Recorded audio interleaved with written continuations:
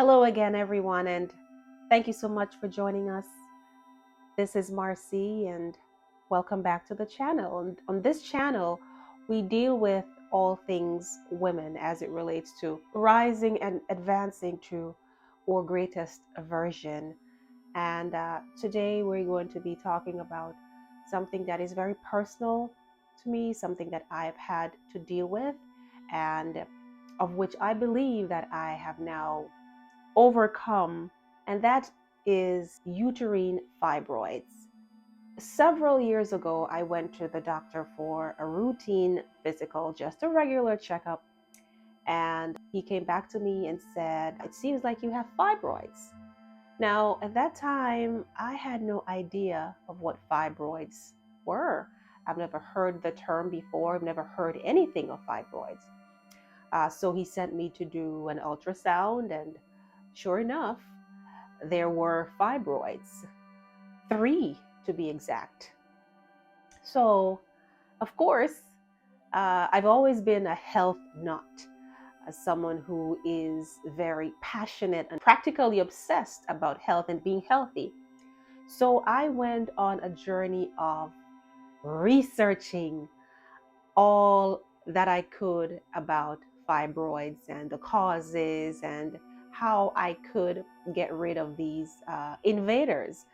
I really think of them as female invaders. They invade our wombs.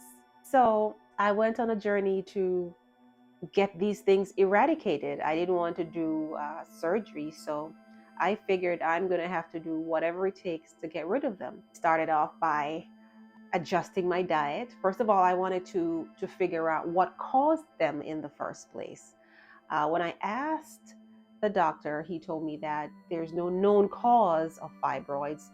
I've had spoken with other doctors who said the same thing. There's no known cause of fibroids, but I do believe that for everything, for every effect, there's a cause. Everything has a reason. And I do believe that my fibroids, or the fibroids that I had, were as a result of birth control pills that I used to take, contraceptives. I had very bad period cramps growing up, so bad that oftentimes I would end up in the hospital because of the pain. There were times when I would take painkillers and they wouldn't help. So, based on what I found out, those contraceptives, the birth control pills that I used to take, of course, are essentially hormones that you are putting in your body. So, these fibroids developed as a result of an a hormone imbalance, right? I would have asked my gynecologist then about that, about my research, what I discovered, and she would tell me that even though they are, in fact, hormones, they're low dose hormones, which should not really have any effect on your body. But I beg to differ. I do believe that the fibroids I had were as a result of those contraceptives that I used to take. Now, mind you, it did help the pain that I had then, but of course, it created another problem. Like so many other uh, pharmaceuticals, they may ease or appear to ease one issue, but create another or many others, right? I do believe that those fibroids were as a result of, or one of the main reasons, I should say, was the contraceptives I used to take. Now, I still have a period. I no longer take contraceptives. And now, if I don't track the days, I won't know when my period will come on because there's absolutely no pain, right? It just goes to show that there are ways that we can actually heal our body or help our body to heal or come in alignment. And this is what this video is all about, to share with you what has helped me on my journey to heal the cramps and also the fibroids. Now, as it relates to the cramps, I started off by I adjusted my diet. So I based on with what I researched, I realized that if you have too much sugar, uh, dairy, you know, too much meat, especially red meat, processed food, anything that is white rice, white flour, bread, and that kind of thing. So I tried my very best to eliminate all, if most, if not all, of those. And I found that it really helped. It really eradicated the pain completely. Now, the fibroids, not so much, they were still there. I really had no symptoms. As I said, I'd gone to the doctor for a regular checkup, and it was discovered that there were, fibroids. So I went on, adjusted my diet, continued to eat as clean as I possibly could. Of course, there were times when I would indulge. I love chocolate. So I would get, instead of getting the regular milk chocolate, I would get dark chocolate, at least 70% cacao, right? So those are just some of the things that I would do in terms of adjusting what I would eat. Not only what I would eat, but I would also be very mindful of when I would eat. Um, I try my best not to eat after 6, the latest 7 p.m., right? Because I do believe that the body needs time to go through the different cycles as it relates to assimilating, digesting, repairing, and excreting. So I like to give my body enough time to go through the different stages. And I believe that when we sleep, the poor body goes through the repair process. But if there's too much food in the system, then the body would have to direct that energy, the energy that it would take to repair or cells, into breaking down or even storing the food. So I was very mindful of that. When it comes to the fibroids themselves, I did not particularly notice any change with the sizes per se. One of the fibroid was what is called calcified. It was hard. So if you could feel, that was pretty much the only symptom I had, in addition to bloating. It's as if I was almost always bloated.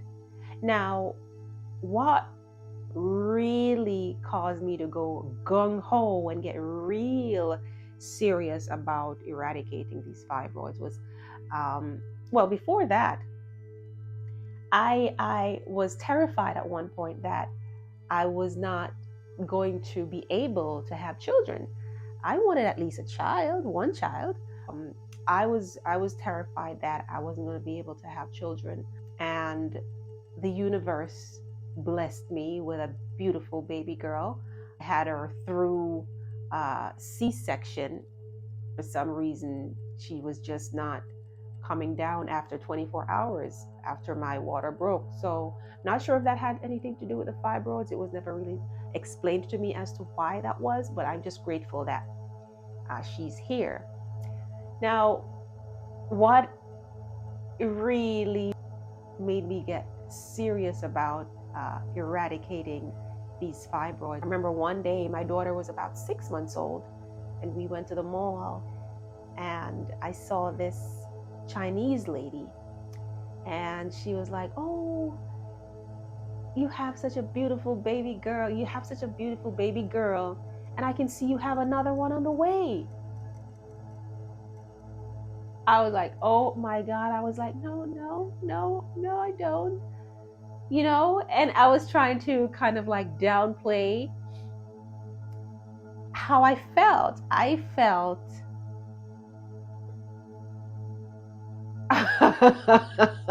was like, oh my God, do I actually look pregnant?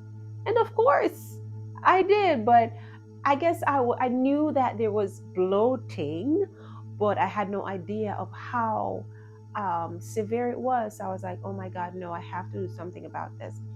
Fibroids were so bad that when I lay down on the bed on my back, you could literally see one poking out. I really got serious about it. I did my research. I continued with being intentional with my diet. I did castor oil packs. I meditated. I did massages. I even went to get sessions of acupuncture. I tried so many different things. So I went on to be very intentional with what I was putting in my body. Now, one of the things that has helped me on my journey, my healing journey with fibroids, were herbal teas. I remember as a teenager, I had very, very bad menstrual cramps. And my grandmother, who I grew up with, she was a powerful herbalist, and she would make these different herbal concoctions and herbal teas, and they were not always tasty, but they were always effective. Now, as I grew up and I left the household and I wasn't around my grandmother anymore, I would still have those cramps, but I wouldn't have those herbal tea that she would make for me. So I would have to resort to painkillers, which oftentimes didn't help. And so I would end up in the hospital for an injection to ease the pain. I realized that oftentimes we forget where we're coming from. We forget the lessons we were taught, right? Until it hit us. So that is what happened to me. I somehow had forgotten what my grandmother did for me in terms of the herbs that she used until later on I rediscovered, as I realized that, I wasn't getting the results that I wanted from just eating clean, watching my diet. And I did juicing, I did fasting, right? I did intermittent fasting. There was a moment where I was vegan, vegetarian. I tried all those diets in an attempt to get rid of the fibroids. They weren't giving me the results that I wanted. I mean, the fibroids they were shrinking, because I remember getting a follow-up scan and it did show that the fibroids had shrunk. However, the one that was really calcified is the one that was just there, this hardened mass that was just like, it was just not going anywhere, right? And I didn't like to see it, I didn't like to feel it, so I resorted to surgery. I had a laparoscopy, right, where they go in with a robot. It was a robotic surgery. It's a minimally invasive procedure where they actually poke 3 holes. In my case, it was 3. I was told it was going to be 2, but according to what the surgeon told me, the fibroid was so big that they had to poke a 3rd hole by my belly button to remove it. I had the surgery. I recovered. Recovery was pretty good. The first maybe 2 days were the hardest. I went home the same evening. At that time, my daughter was still, she was less than 1. Let me see. She was a little over 1. And I went home alone with her. And I remember the next day I drove. I think I dropped her off at daycare. I had a family member to take me home from the hospital, but I was alone with my daughter the night of the surgery. And moving forward, these invaders have been known to come back, and to come back with a vengeance. Now, mind you, I am convinced, because that is my experience, that if you tailor your lifestyle, if you put certain things in place, then those fibroids will not come back. Now, what I have realized, even more than the juicing and the eating clean and the vegan diet and the vegetarian diet, those herbal teas, those herbal combinations that I have continuously been taking has been monumental in my keeping those fibroids away. It has been, I did surgery in 2017, I believe. 18, 19, 20, 21, 22, 23, 6 years. And I just went for a scan. I just had a scan done, and there are no fibroids in sight. I spoke to 2 ladies who, well, one has had surgery twice to remove the fibroids. One had surgery once, and the fibroids are back. I say this to say, your body is a machine. It's like a car. If you put the right type of oil, the right type of fuel, right? You service it when it needs to be serviced, that machine will treat you so good. That machine will last way longer and operate more efficiently than if you don't do those things. So what I'm trying to say is this: if you're struggling with fibroids, endometriosis, PCOS, any disease, go to your herbs. Do your research. There are different herbs. You could use them individually or you could combine them. You have to be consistent, and you have to use the herbs in conjunction or in combination with eating the right types of foods, getting your exercises done. Try your best to avoid stress as much as possible. I know it may not be easy, especially in this time and what we have to deal with, but we have to do the best that we can do. I've been able to do it, and you can do it too. It is possible.